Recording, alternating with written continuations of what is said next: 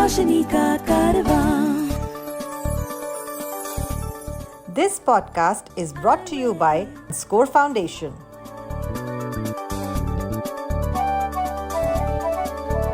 ये है रोशनी, रोशनी, रोशनी का कारवां.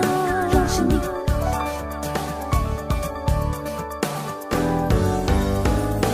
Eyeway, ये है रोशनी का कारवां. Hi, my name is George Abraham and welcome to Eyeway Conversations. My guest today is Kishan Khedia, a resident of Mumbai. He's part of the corporate world. Hi, Kishan, welcome. Hi, George. Thank you for having me here. You were telling me that you are a voracious reader. So what's the kind of genres that you actually read? I was a late starter. So when I was 18 or 19 is the time when I picked up my first book. Honestly, I was not familiar with the concept of audiobooks, and with the ton of reading books which I had in school and college, I never thought that I have the capability of going and reading more books. I found it tedious to pick up a physical book and read that. So I never took up reading until I was 18 and 19. But then one of my friends suggested, well, hey, why don't you try audiobooks? And that's when it clicked for me. I started reading. I started with fiction primarily. I finished all Dan Brown books in one go, I remember, and that was such a good feeling. Now I've moved on to more a variety of books I read. I read a non-fiction as well. I try to read more of non-fiction now, but I still go back to fiction from time to time just to cleanse the palate. And if you want to know what kind of non-fiction books I read, I try to read self-help, philosophy, spirituality books are the few which I have started reading more. And I like reading some new age stuff as well in terms of what's happening in terms of technology, science. Those are some of my personal hobbies, because I'm not a science student. So I like just from a curiosity point of view, understand the physics concepts and stuff like that. You also have an interest in films, and film being a visual medium. How do you actually go about? I mean, do your friends kind of describe things to you, or how do you pursue this passion of yours? You kind of tend to miss a lot of stuff which is happening on the screen. I have I use a little bit of my vision which is there to pick up the big stuff, as in, let's say, the close-up scenes and the big stuff. But yeah, it is difficult to follow the narrative when it comes to details. I have actually moved to audio described movies especially when I'm at home. I try to find audio described movies. The Hollywood movies are most of it is audio described. So anyone who's listening out there and want to enjoy movies, please start off with some Hollywood movies. There's a vast collection of them available. Luckily, what's happened with the OTTs is that in India also, the Indian content is getting audio described. So especially on Netflix and Amazon Prime, I have noticed that whatever they are creating on their own, even for India, they are audio describing it to a great extent. So we can enjoy that as well. So I try to do that as much as possible with my time. You know, in the film medium, the producers or the directors normally communicate or do the storytelling both visually and through audio. Yes. And it's only when we start using audio description do we realize that very often we've only seen or experienced 40% or 50% of the storytelling. Exactly. So honestly, if I have to give an example, there's a show on Netflix called Dark.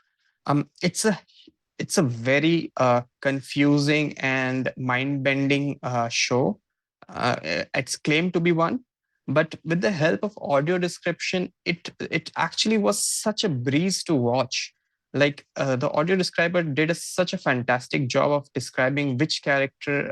So there were the same character were in different time zones or time eras.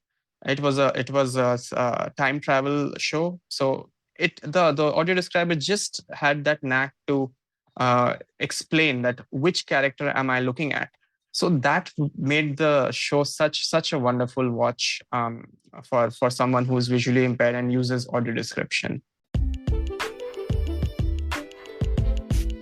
If you know of anyone with vision impairment who needs guidance on living life with blindness, please share the Eyeway National Toll-Free Helpline number 1800-5320-469. The number is 1800-5320-469. Kishan, about 10, 12 years ago, a friend of mine had,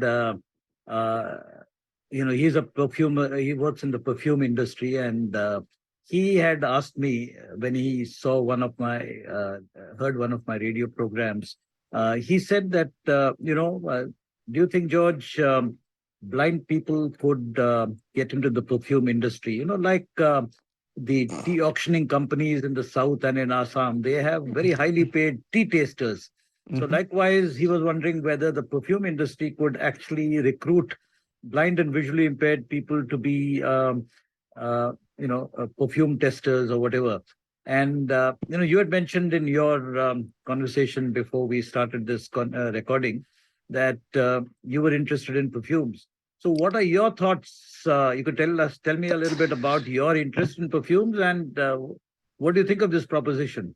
Oh my God, that could be something. I wish I knew something like this exists or could exist. I would definitely would be keen to participate in such a profession where I would just smell new perfumes and maybe be paid for it. That would be wonderful. But as a person who's visually impaired, I tend to not enjoy whenever I go out. I tend to not enjoy sightseeing and scenery and um, uh, any kind of uh, imagery which is available for people who can see very clearly. So what happens is that sense of is not helping me enjoy whenever I'm trying to have a good time. But what happens with perfumes is that perfumes have that ability to make you feel um, extremely good. I will classify myself as a perfume hoarder at this point. I'm not a connoisseur or expert on the matter right now. I might be someday, but right now I just like to try out different perfumes, as many as I can. And I do like reading and watching those perfume related content. Tell us a little bit about what is the primary cause for your blindness, and what's the extent of your blindness? In my case, it's an atypical retinitis pigmentosa, which means that I was born with a deteriorated eyesight, and it has kind of deteriorated at a very slow pace.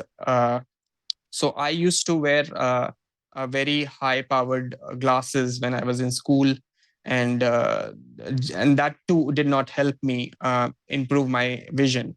It just helped me to manage my education and just to go about doing my daily chores. But yeah, that's how it was detected, and as we know that there is no cure for this. So that's the same feedback which the doctors gave to my parents.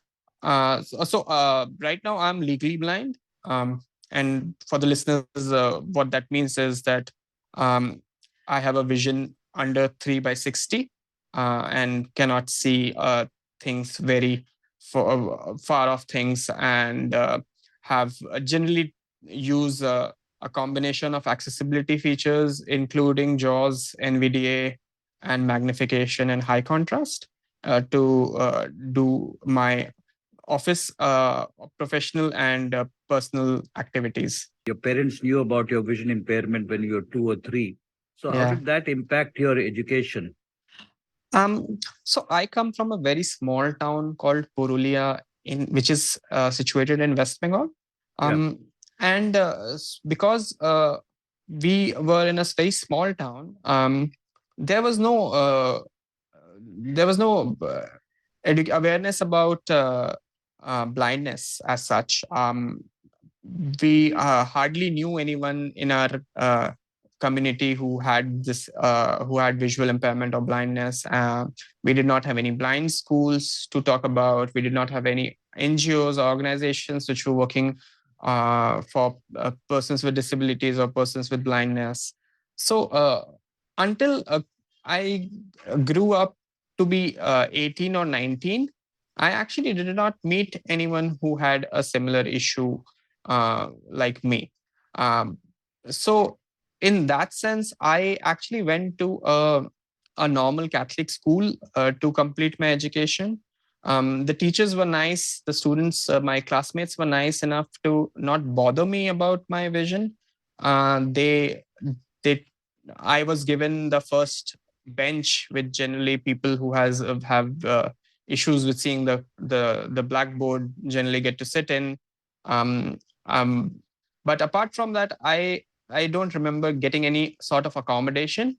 Um, I did struggle with diagrams, with charts and stuff like that, and practicals, but nothing. Not I did not have any sense or idea about accommodations or asking for extra help.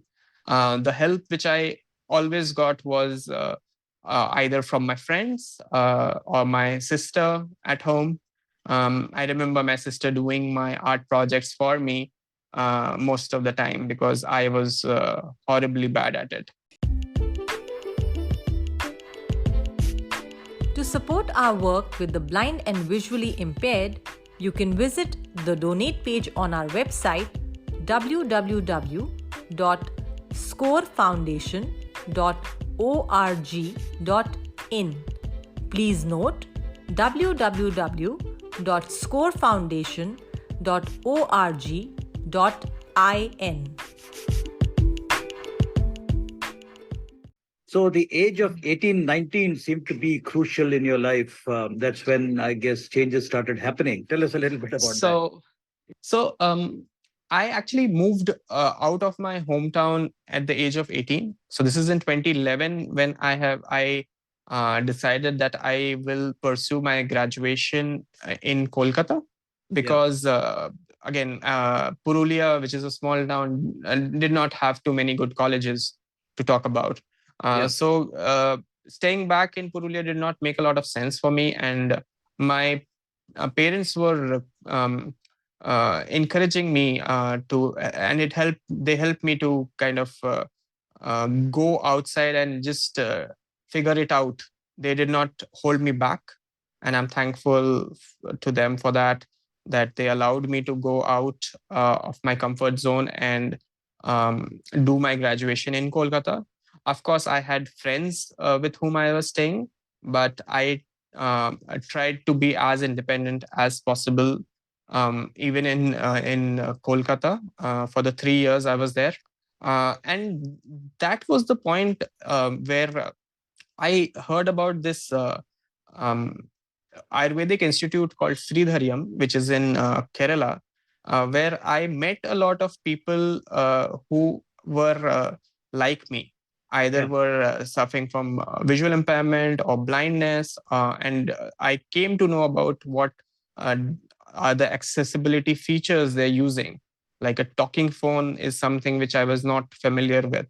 So that is the time.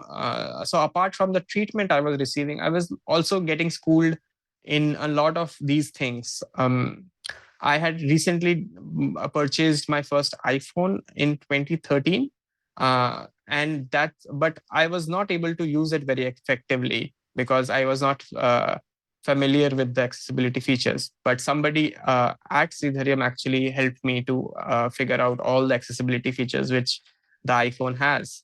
And that's when actually the things started changing. And that's also the time when I was made aware about JAWS and NVDA. And that really helped me. That really changed the game for me in terms of preparing for the CAT exam and also parallelly doing my graduation. Because I then started shifting my form of education to online using JAWS. And I remember doing all my mock exams with the help of JAWS. So your education in Calcutta, which is at the Goenka College as well as IIM Calcutta, was the scenario a little different in terms of acceptance, in terms of support, in terms of reasonable accommodation and so on? Oh, it was day and night, George. So Goenka College was, I'd scored well in my class 12, and I had gotten admission into Goenka College, which is kind of one of the best colleges for commerce in Kolkata. But honestly, they had no awareness about how to help or have persons with disabilities in the college at that point in time. Things might have changed, but in my experience, uh, you had to manage everything on your own primarily. Um, and in comparison, IIM Calcutta had an extremely high sensitization to how to manage and have persons with disabilities in their institution. Uh, so there, I actually was able to not only have reasonable accommodations, but the entire staff and faculty was highly supportive, and it was a very conducive environment to perform at par, if not better, for anyone who's has a disability. Professionally, you have been in the private sector, it seems, right from the start. You began Yes. with ICICI Bank, and then you moved to Axis Bank, and now you're working with Visa. So tell us a little bit about your initial entrance into the corporate sector, because that's where the challenge is. A lot of corporate sector companies are apprehensive when they see that you are visually impaired or you have an eye condition. So, what was your story?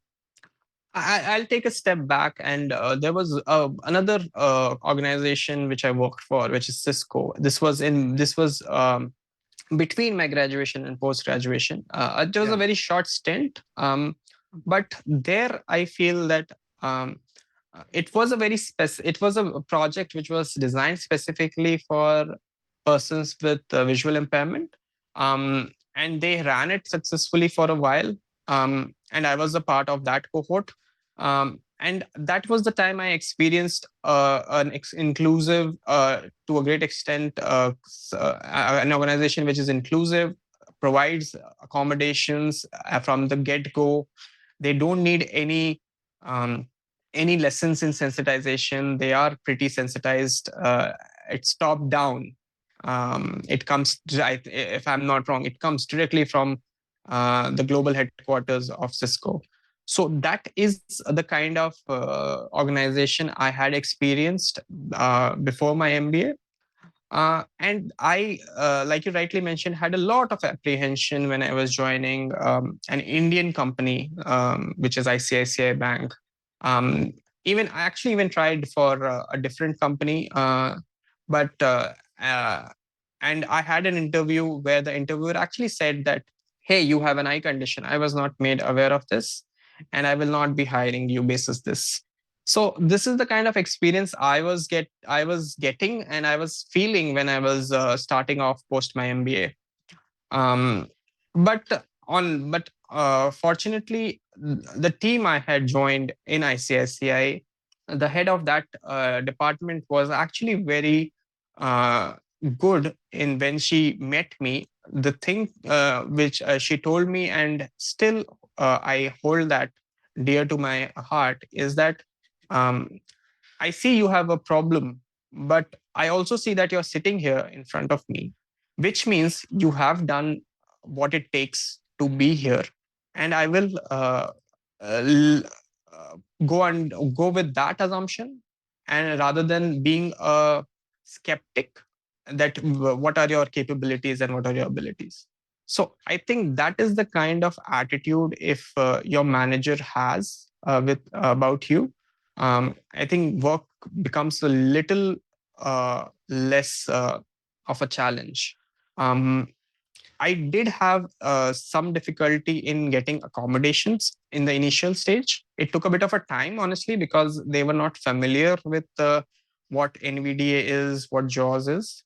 But when I had requested for it, despite it taking a bit of a time, I got the necessary support to get it done. I did not have the lack of intent from my team. Uh, I could say that they had a lack of resource, but not a lack of intent. I would say that I can actually say the same thing about Axis Bank as well. In fact, Axis Bank now has a DEI team and a DEI head. So I would say Axis Bank is more focused on having persons with disabilities, in my experience, and they are working towards it. Uh, and I had a again, like I said, I had a good time in both the organizations and did not face that lack of awareness or the kind of discrimination we hear about often, or we fear that we will face when we join a a private sector company. Two things. One is you use the term DEI. So what does it expand to? And number Yeah. two, what exactly was your role at ICICI and Axis Bank? So DEI actually stands for diversity, equity, and inclusion. When coming to my roles and responsibilities, I started off in the international banking group at ICICI. I used to manage the bank relationships in the Americas and Europe region, and I have been primarily focusing on cross-border trade and cross-border payments in the 6 years combined at both ICICI and Axis. Now you work with Visa. So what is your position here, and what exactly do you do with Visa? So I am currently leading emerging partnerships at Visa. Primarily, we are looking at new age fintechs who are looking to issue cards being debit, credit, and prepaid cards to their customers. And I am in charge of helping them to basically get these cards out in the market uh, to their customers. Based on your experience, give tips to young visually impaired or blind people coming into the corporate world. What might be the top 3 tips that you would like to give them? First one is which I learned the hard way is that a crybaby always gets the milk. You have to ask for what you deserve and what you need. If you are not asking it, in most companies it will not happen. Point number 2 would be having a giving attitude or a helping attitude, both in a personal and professional capacity, making that abundantly clear that you are not someone who's, for a lack of a better word, a charity case, or needs help all the time, but you, with your abilities, can actually provide help. It could be anything. It could be using technology. It could be using your empathy. You could be a good listener. And point number 3, I think, is having some gratitude about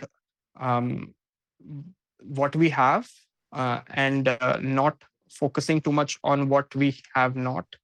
And let's not criticize or feel bad about ourselves, and not let others feel bad about what we don't have. Well, Kishan, it's been a pleasure talking to you. Thank you for making the time. Wish you all the very best as you continue your journey in the professional space. Also, wish you the very best in your personal life. Thank you so much, George. It was really nice talking to you. Eyeway, ये है रोशनी का कारवां. This podcast was brought to you by Score Foundation.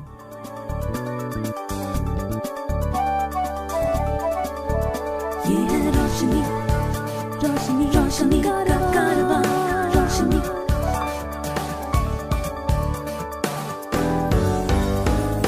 Eyeway, ये है रोशनी का